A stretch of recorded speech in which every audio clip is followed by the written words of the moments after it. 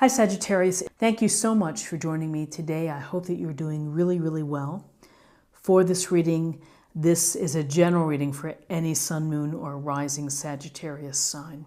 We're going to look at the cards. We're going to get a sense of the awareness for the week or the big ideas, guidance, and possible outcomes. I will also choose a few oracle cards for additional information and messages for the week. So let's see what the cards have in store for you.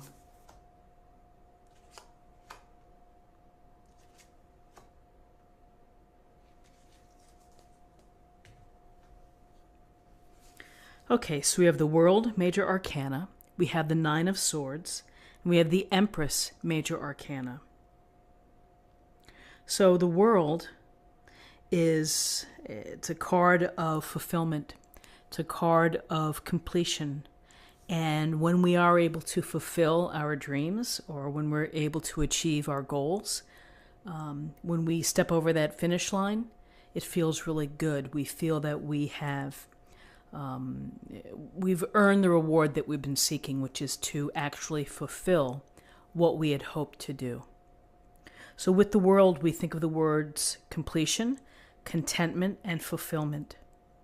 Because, when we take on a task, when we take on a project, when we try to build out our dreams, there's a lot involved. It's the long and winding road. And sometimes the road is bumpy and sometimes it's smooth, and we deal with it. We learn to cope, and it makes us stronger. It makes us wiser. It builds our experience. And so the next time around when we try to do the same thing, we have some prior information that can help. So the World is truly a beautiful card, a card to celebrate what you have been able to accomplish. Whether it's a smaller assignment or project that you've been working on, or a big multi-month project that perhaps you are close to finishing and completing, it's time to take your victory lap. It's time to be recognized, and you can see she's looking up at the heavens, and the heavens are smiling down, because what do they want? They want you to have this journey. They want you to have momentum and different cycles.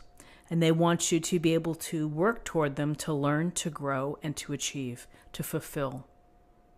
Because it makes you feel good. It's a very heart-filled feeling is when you're able to do something that has meaning to you. That's making you feel as if you're on top of your own world. So here we have your world, the things that you do in your world, and we also have the greater world as well. So we can think about how what we do fits in to the larger community, what we choose to do in the future. And again, as this cycle closes, there's room for another task. There's room for another journey. There's room for another opportunity that you're willing to explore, that you're willing to devote time and energy to. And that's the beauty about the World, is that you get to appreciate, you get to feel the good feels about accomplishing something. And then you get to say, well, what's next? I'm going to move in this direction for the next journey that I take.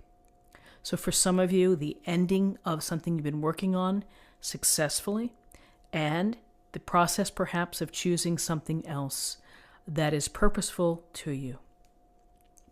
So with this World, completion, fulfillment, and contentment, it is a interesting depiction here to see the Nine of Swords right next to it. Because the Nine of Swords is about worry. It's about concern.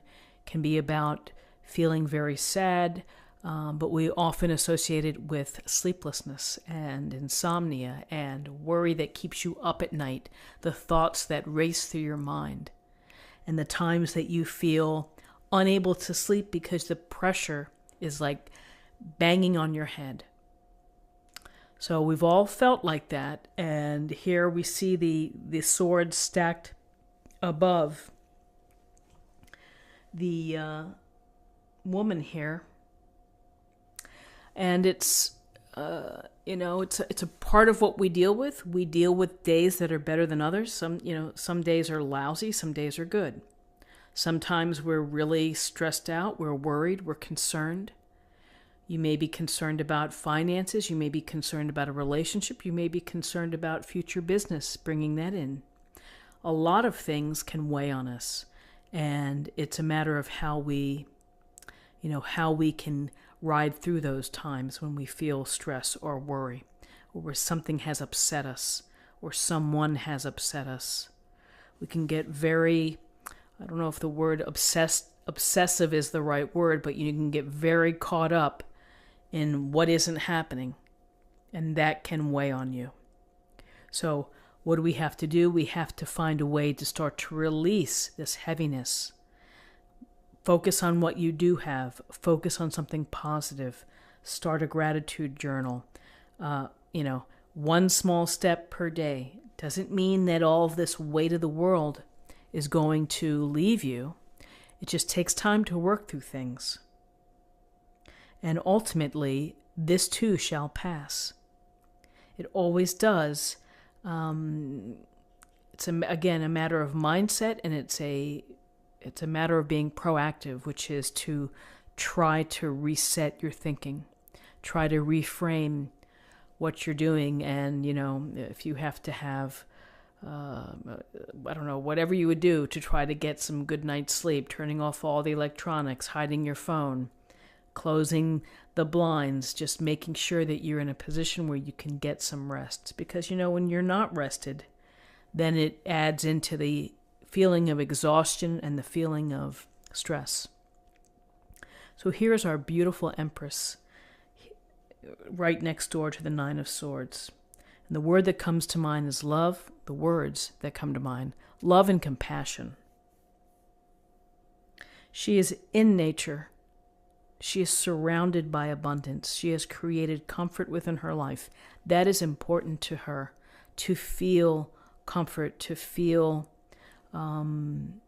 proud perhaps of what surrounds her.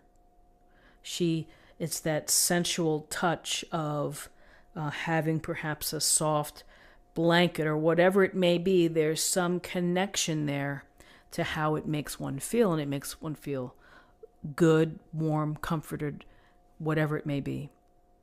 So this Empress is our motherly idea of someone who is feminine and someone who has the possibility of being a mother, either with child or thinking about children, dealing with children.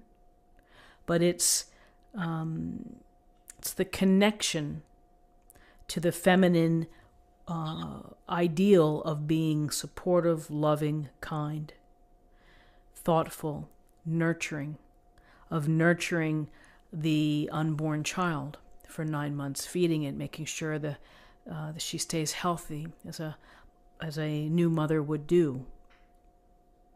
This also can be symbolic of your ideas, of nurturing your ideas, of being creative, of being inspired, and doing all the things necessary to make them come alive, to take action, to enjoy them. Enjoy your passions, enjoy your creations, enjoy your inspirations. That's what the Empress would tell you. Enjoy nature, feel good, take care of yourself. And she is taking care of others as well. She has her eye on what's happening, loving, supportive, thoughtful, and going to help out as needed.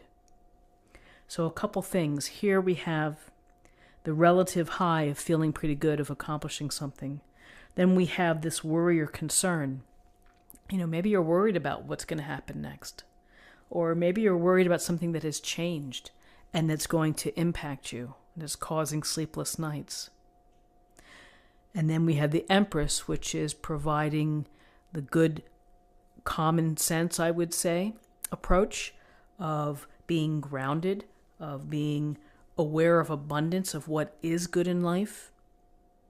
Also, the nurturing and the loving, the unconditional love as well, of providing that. So if you have someone within your life that has these characteristics of someone that is trustworthy, who is open, who is a good listener, someone that would be able to talk to you, and maybe to bring your mind to peace if you are truly feeling disabled or feeling whatever it may be, that you're just having such a hard time, lean on the people in your life who are compassionate and sympathetic. You know, more than likely, they want to help. They're willing to listen, you know, willing to come over. So there's a lot of power with the Empress, which is, you know, beauty, comfort, sensuality, this motherhood. And it's the motherhood of actual children, of guiding them, of leading them, of loving them.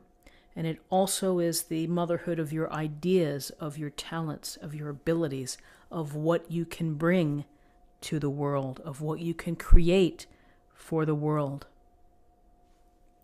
So, an interesting spread for the day. Let's take a look at what we have in terms of numerology. So we have 21, and 9 is 30. We have 33. And 33 is a master number, and I believe it's like the spiritual master, the spiritual teacher, someone who is intuitively right on and guided. Now, I'm not 100% certain. I think that I recall this somewhat, that it really is about the spiritual teacher, the spiritual master, if you will. We'll have to look that up, and we'll leave a comment below about what you think. So, to close the reading, let me choose an oracle card for an affirmation or a thought for the day.